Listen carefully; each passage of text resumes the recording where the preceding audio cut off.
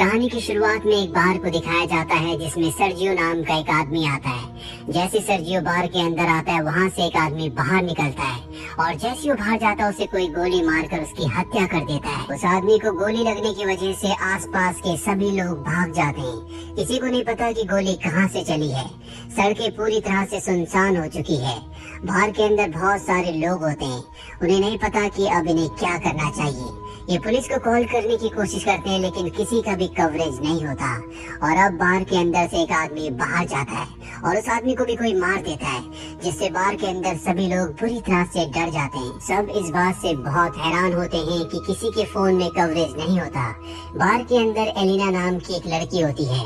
वो कहती है कि हमें टीवी पर न्यूज देखनी चाहिए और जब ये टीवी पर न्यूज देखते हैं तो इस हादसे की कोई भी खबर नहीं होती।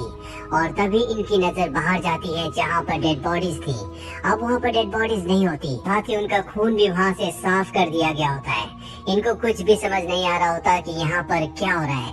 तभी एक आदमी कहता है कि मुझे लगता है कि कोई चाहता है कि हम में से यहाँ से कोई भी बाहर ना निकले। अब सर्जियो अपनी राय रखता है। कहता है कि हो सकता है कि हम में से कोई किलर हो या हो सकता है कि हम में से कोई आतंकवादी हो जिसके पास कोई भयानक विस्फोटक हो और पुलिस उसे पकड़ना चाहती हो, मारना चाहती हो।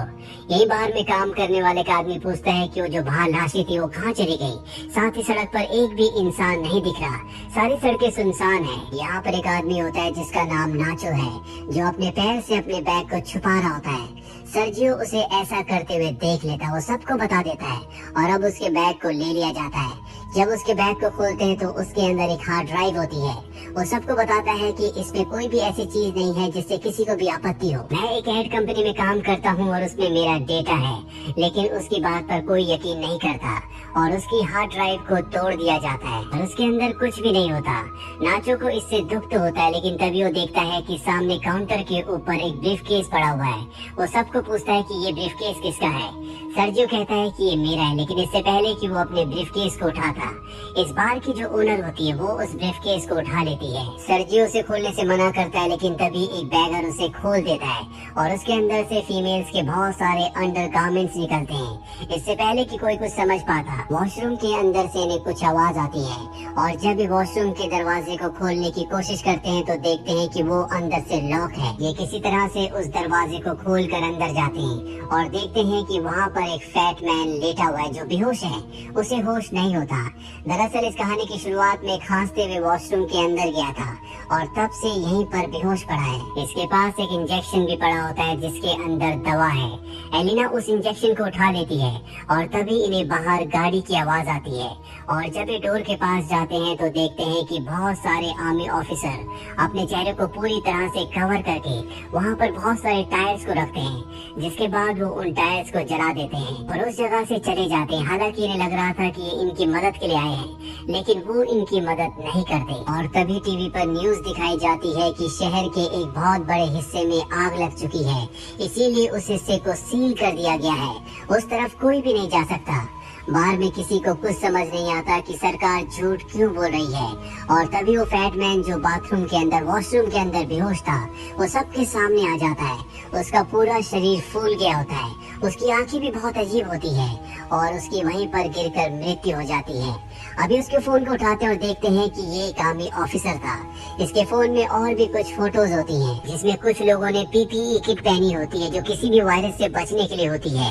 उनके हाथ में स्प्रे भी होता है और अब बाहर के अंदर सबको समझ में आ जाता है इस पूरे एरिया को क्वारंटीन कर दिया गया है। और ये जो फैट मैन अभी अभी यहाँ पर मरा होता, उसने मरने से पहले ने कहा था कि डोंट टच मी, जिसका मतलब ये है कि ये आदमी इन्फेक्टेड था और इन्फेक्शन से इसकी मौत हो गई है और शायद अब यहाँ पर और भी लोग इन्फेक्टेड होंगे। नाचो को दिखाया जाता है जो किसी भी तरह से अपने मोबाइल में सिग्नल्स लाने की कोशिश कर रहा होता है और जब वो एक टेबल के ऊपर चढ़कर अपने मोबाइल को ऊपर उठाता है तो उसके मोबाइल में कवरेज आ जाता है। वही बात सबको बताता है।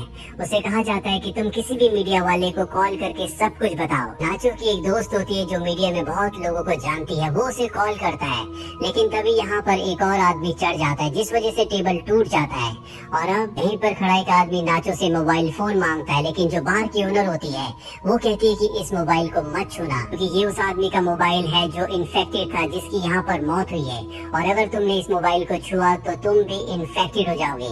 यानी कि नाचो और जिसने इस मोबाइल को उस आदमी को छुआ है वो सब के सब इन्फेक्टेड हैं। और ऐसे यहाँ पर 5 लोग होते हैं। सबको गन पॉइंट पर ले लिया जाता है और इनसे कहा जाता है कि डेड बॉडी को लेकर नीचे तहखाने में जाओ। इन सबको उनकी बात माननी पड़ती है और ये 5 के 5 डेड बॉडी को लेकर नीचे तहखाने में चले जाते हैं। और इसके बाद ये वॉशरूम में जाते हैं, जहाँ पर पहले से बैगर बैठा होता है, उसे वैक्सीनेशन मिल गई होती है। तो सबसे पूछता है कि हमारे पास 4 वैक्सीनेशन है, लेकिन हम 5 लोग हैं, वो कौन है जो अपना बलिदान देगा। किसी को कुछ भी समझ में नहीं आता और तभी वो बैगर एक इंजेक्शन निकाल कर अपने आप को इंजेक्ट करने लगता है। नाचो उस पर गन तान देता है, लेकिन वो फिर भी दवा अपनी बॉडी में इंजेक्ट कर देता है, जिसके बाद नाचो उसे बहुत बुरी तरह से मारता है। इन दोनों के बीच में हाथापाई होना शुरू हो जाती है। बैगर नाचो के ऊपर पूरी तरह से हावी होकर उसे घायल करके उसकी गन को छीन लेता है। इसी दौरान उसकी वैक्सीनेशन नीचे तहखाने में गिर जाती है, जहाँ पर पहले से एक लेडी होती है। वो वैक्सीन को उठाती है, लेकिन गलती से उससे वैक्सीन छूट जाती है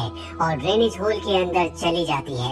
और अब ये चारों के चारों सोच रहे होते हैं कि कैसे वैक्सीन को वहाँ से निकालें। इनके बीच में एलिना ही सबसे थिन होती है। ये उससे रिक्वेस्ट करते हैं कि तुम्हें अंदर जाकर उस मेडिकेशन को लाना होगा। पहले तो मना कर देती है, लेकिन बाद में वो मान जाती है।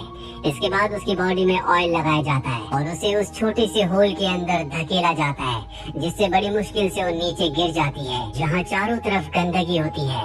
एलिना को वहाँ पर वैक्सीनेशन मिल जाती है। नाचो ऊपर से एक तार फेंकता और कहता है कि वैक्सीनेशन को इस तार पर बांध दो, पर एलिना साफ साफ मना कर देती, क्योंकि उसे पता है कि ऊपर 3 लोग हैं और अब 3 ही वैक्सीन बची हैं। इसीलिए वो सबसे कहती है कि अगर तुम्हें वैक्सीनेशन चाहिए तो तुम्हें नीचे आना होगा। जिसके बाद ये होल को बड़ा करना शुरू कर देते हैं। एलिना बाहर का रास्ता ढूंढना शुरू कर देती है। कुछ दूर जाने के बाद उसे बाहर रोशनी दिखती है। सबसे पहले वो वैक्सीन को वहीं पर छुपा देती है। इसके बाद वो ऊपर जाकर देखती है, जहाँ से वो ग्रिल के दूसरी तरफ देखती है कि वहाँ पर सिक्योरिटी है, जो उनके उन 3 साथियों को जला रही है जो ऊपर बार में रह गए थे। वहीं हमें दिखाया जाता है कि बाकी के 4 लोग जो ऊपर तहखाने में थे वो भी अब सीवर से नीचे आ चुके हैं। नाचो और बैगर के बीच में एक बार फिर से फाइट होना शुरू हो जाती है और इस बार नाचो उससे गन छीन कर उसे वहीं पर गोली मार देता है। तो नाचो को ऊपर सीढ़ियाँ दिखती है। ये दोनों के दोनों ऊपर सीढ़ियों की तरफ बढ़ने लगते हैं और तभी एलिना के पास जो उसकी वैक्सीनेशन होती है वो उसके हाथ से छूटकर नीचे गिर जाती है। इजराइल भी अब सीढ़ियों के ऊपर चढ़ रहा होता है और वो यहाँ पर नाचो के पैर पकड़ लेता है, पर इससे पहले कि वो नाचो को नीचे खींचता, नाचो के पास जो उसकी वैक्सीनेशन होती है वो एलिना को दे देता है, जिसके बाद वो बैगर नाचो को नीचे खींच देता है। ये दोनों के दोनों नीचे गिर जाते हैं और इनकी मृत्यु हो जाती है।